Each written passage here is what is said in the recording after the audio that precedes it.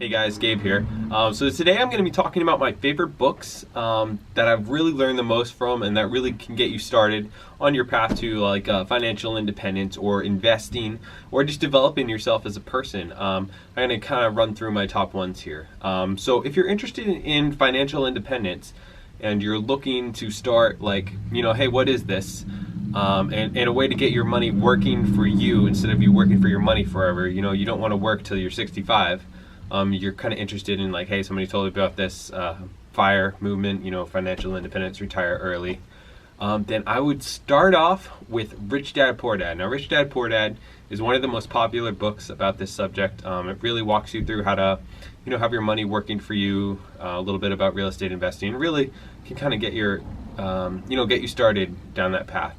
The second book I would recommend if you're interested in the financial independence would be Set for Life. Set for Life came out last year. I did listen to it. I didn't love everything about it, so you take some things a little too far. Didn't cover some other things, but for the most part, it's a really good book to get you started and kind of tell you about everything about this and kind of what the lifestyle would kind of look like. Kind of cutting back on expenses and saving. He does more of the index fund investing, but it does talk to you a little bit about house hacking and stuff like that. And house hacking is something that I'm really huge on. It's worked out awesome for me. It can just jumpstart your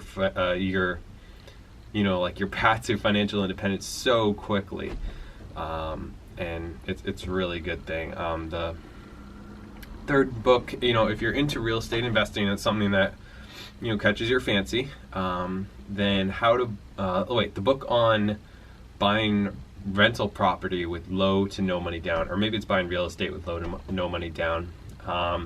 That's just a great book. It's got a lot of good insight. It tells you a bunch of different strategies that you can use. The FHA mortgage, it kind of walks you through each one of these, and the BRRRR strategy: buy, rehab, refinance, rent, repeat. If you're going to do that to a house. So pretty much how to get houses for kind of free with just more leg room, more legwork up front. It's a really good book. I haven't used any of the strategies besides the FHA right now, but yeah, it definitely gets your mind thinking a little bit differently. The next one, more of a personal development book, but it also helps you deal with people. It's really helped me a lot in my own personal development. It's called How to Win Friends and Influence People. Now, it kind of sounds a little like you're like a slime ball, but it's really like a sales book almost. But also kind of selling yourself and also being generally nice to people. One of the things that can be most hurtful to someone is if you were mean to them. When you see someone who's intentionally mean to you, it's really hurtful. So this book kind of makes you almost happier just to be alive. Try to show some genuine kindness to people. Try to just be genuinely nice to people, and it shows you how it can really help you in your own life as well, because people want to be nice to you if you are nice to them, and it's just different tips and tricks on how to do that. The Like Switch is another one. It's kind of on the similar vein. That was a really good book as well. The 4-Hour Workweek by Tim Ferriss. This is kind of along the vein of Rich Dad Poor Dad. It gets a lot of people into it. It talks about how to get a website running and how to automate your life pretty much, so that you create a money making machine and you just let that roll, and that way you don't have to work in 4-hour work week. So it's kind of over the top, but it's definitely achievable. It's definitely stuff that it's actually happens. Yeah, I'd highly recommend that. If you try a few things, it can't hurt. Reading these, if you learn something from each one of these, it'll definitely help you in your own journey as well. The One Thing is an awesome book. I highly recommend that. I try to do one thing each day for the most important things in my life. So I will do one thing for, I'm starting this now, so I'll do one thing for vlogging. I'll do one thing for personal development. I wake up every morning and read. I'll try to do one thing for my wife, and you just try to do one thing every day, and it really should help you out. Just kind of knock some of those things down, because it seems daunting when there's this goal you're going towards, but it's so far away. It's well, what can I do Today, if you're interested in buying a house, you're like, I don't know how to do that. Well, today, maybe you should save money. Maybe you should listen to a book. Maybe you should go talk to somebody about, about your talk to a lender, see if you can approve or something. Like, there's just so many different things you can do. So just start taking action, do one thing every day, and just watch how it snowballs. And then eventually, you do one thing every day. Doesn't sound like a lot. Might take 5 minutes.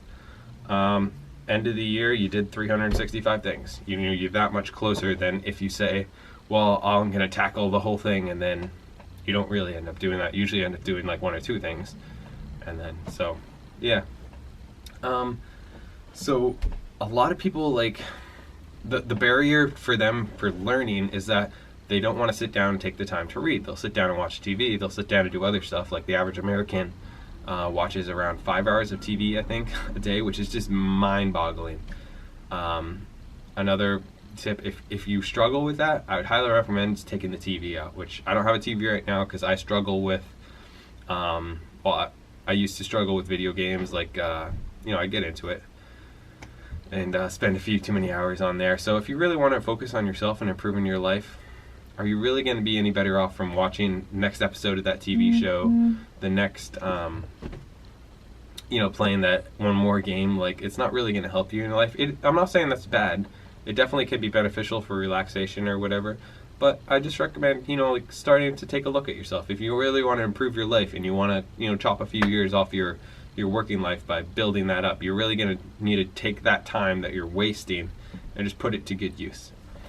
So Audible is what I use to listen to everything on. I listen to them while I'm working or while I'm, driving or walking. I'll anywhere. I'd highly recommend getting Audible and just downloading some of these books and just start listening to them and see how it changes your life. It'll just change your mind and change your whole mindset on things.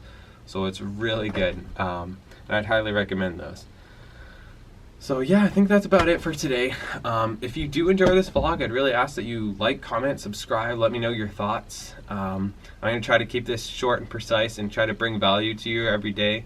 If you hate it, let me know, but if you love it, that'd be awesome.